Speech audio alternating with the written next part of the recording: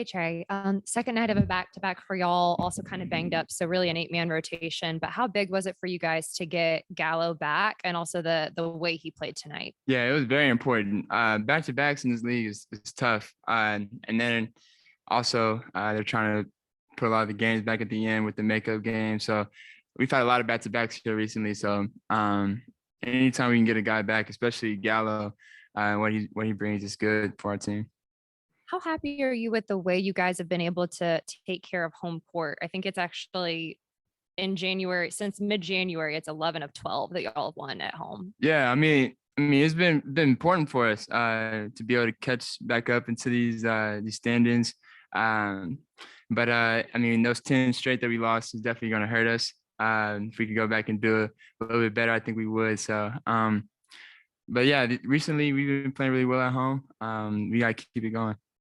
What did you know that you needed to do at the end of that third quarter? It was actually like a 14-0 run, just you for the final 2.5 minutes of the third. Yeah, I didn't know that. I just wanted to be more aggressive. I saw that Kristaps was more in the drop coverage, and I was telling our big man to set the screen, and I knew I was going to be able to come off and get a clean look at the three. And it's something that I've worked on, and something I can still get better at. Now I'm not too comfortable at it. I don't do it a lot, but I knew I was going to have that shot, and I was able to hit a couple of them.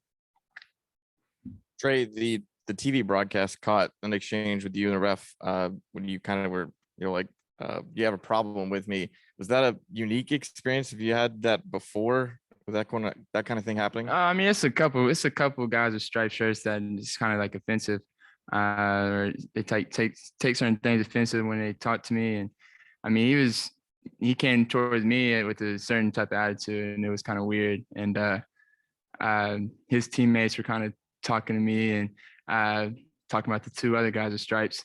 And we just had a good conversation. Those other guys, I mean, it was good dialogue. I'm starting to get better with talking to some of these refs, but some of these guys, it gets too personal. And I thought there was a personal moment right there. I don't think it's ever personal fully, but I think it's a personal moment right there. And I think it just needed to be addressed. With tonight being the final regular season home game, what's kind of the conversation in the locker room of making sure this isn't the final home game of the season? Yeah, I mean, I don't think there's a lot that needs to be said. I think we all kind of know what the deal is, and we know where we are. We know what we need to do and take care of business. So I think we all had that mindset that this is our last home game.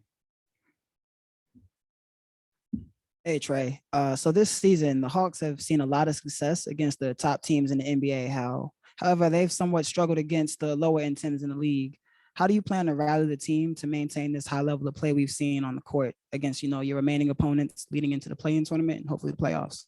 Yeah, I mean, that's a great question. I think it's definitely something that you want to look at. It's kind of weird. We play a little bit better against the better teams in this league and kind of struggle. When when you look at the seedings, there's certain levels of certain teams, but it's part of basketball. Everybody in this league is good, and I think those teams that are really good, they all have that same mindset every night. They're going to go out there and take care of business. And I think sometimes we've had moments where we've kind of played to our competition and to the level of our competition. I feel like we're very talented on this side. So I think it's just having that same mindset. And we've been having a great mindset going into each game in these last couple of weeks. So we just have to keep it going and just stay locked in.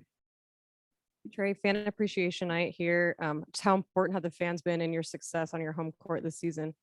I mean, very important. Very important. Whenever they're loud and they're cheering, it just gives us an extra boost. And I mean, everywhere you go, I mean, it's definitely tougher to play on the road, and for that reason, for the fans. And when our fans are with us, we're definitely a tough team to play. Like you mentioned, headed out on the road now tomorrow. How do you continue this momentum going into Miami and Houston? Yeah, I mean, Miami's obviously the 1 seed. I mean, I don't know if they've clinched it or they're looking to do it, but I know both teams are looking to end the regular season on a good note, and we just got to go in there locked in and be ready to play. Resting at the beginning of the second quarter, beginning of the fourth quarter. That means you're out there pretty much any time a team gets in the bonus.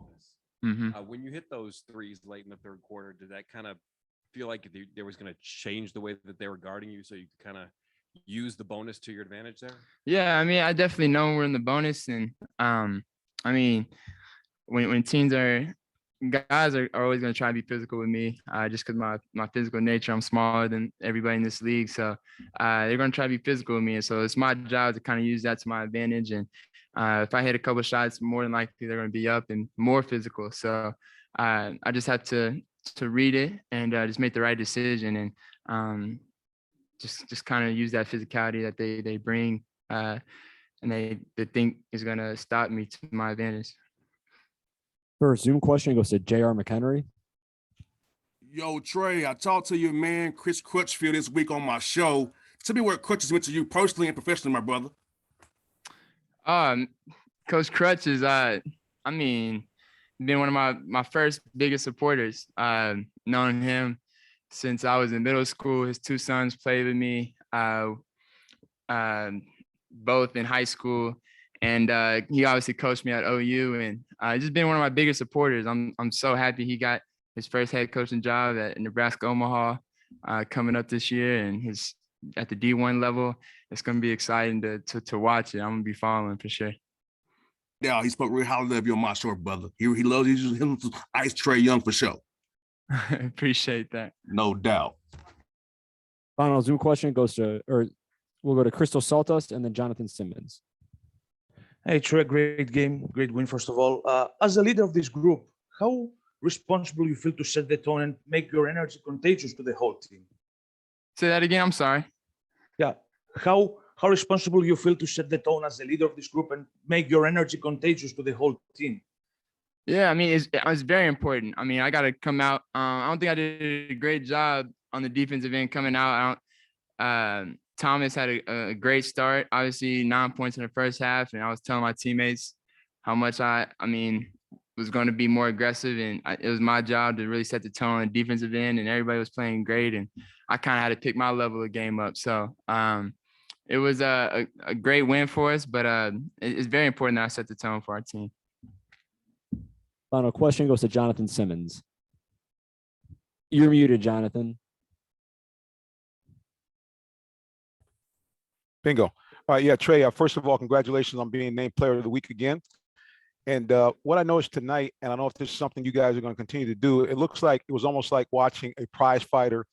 You hit guys with a lot of body punches and then the knockout punch. It seemed like the first half, you were basically a facilitator, really got all your teammates involved. The ball was moving very crisply. And then just when you needed to pick it up another notch, you kind of took over. Can we see more of that, or are we going to expect to see more of that going forward into the playoffs?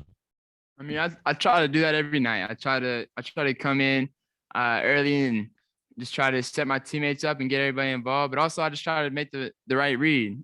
Some nights defenses are going to allow me to score and try to stop the others. And it's my job to pick them apart until they switch it up. And it's more about just reading the defense. It's not necessarily one or the other, because then you're too everybody knows what you're doing, and you can read off it easy. So I'm not that type of point guard that's going to make one decision and stick to it. So each night is going to be different. It's depending on what the defense brings. Tonight they were in a box and one. So I mean, it's obviously I got to get my teammates involved if they're boxing one of me, and it's just different teams bring different challenges, and it's my job to make the right read. Thanks. Gotcha.